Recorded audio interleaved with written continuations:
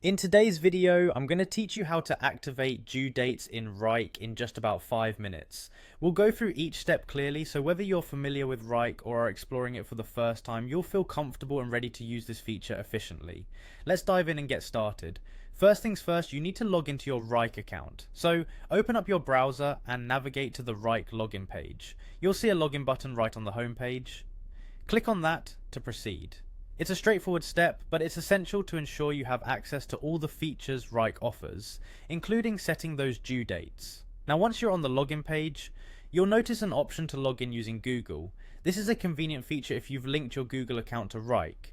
Go ahead and click on the Google option. You'll need to choose the account you want to use, especially if you're managing multiple Google accounts. Select the right account to finalize your login process. This helps in keeping everything streamlined, especially if you use Google Workspace or Gmail for professional purposes. Once you're logged in and have your workspace ready, the next thing you want to do is navigate to the area of your project where you want to activate due dates. In your Wrike table view, look for the plus icon. It's usually located at the top or within the toolbar of your table, making it easily accessible for adding new elements or features.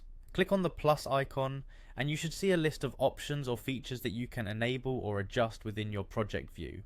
One of these options is the due date setting. Toggle or select the due date option to ensure it's activated. By doing this, you're allowing yourself and your team to track deadlines effectively, ensuring projects are completed in a timely manner. After activating the due date feature, it's time to locate and open your sample project in Wrike.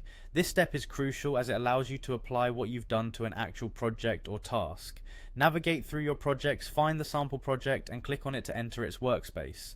Having your due dates activated in this sample project means you can now start assigning deadlines to specific tasks, helping you and your team manage workloads better. Remember, keeping track of due dates not only helps in meeting deadlines, but also in prioritizing tasks and avoiding last-minute rushes. And there you have it, you've successfully activated due dates in Wrike and you're ready to start managing your projects with more efficiency and clarity. Thank you for watching, and I hope this guide helps you make the most out of Wrike's powerful project management tools. If you have any questions, feel free to drop them in the comments below. See you in the next video.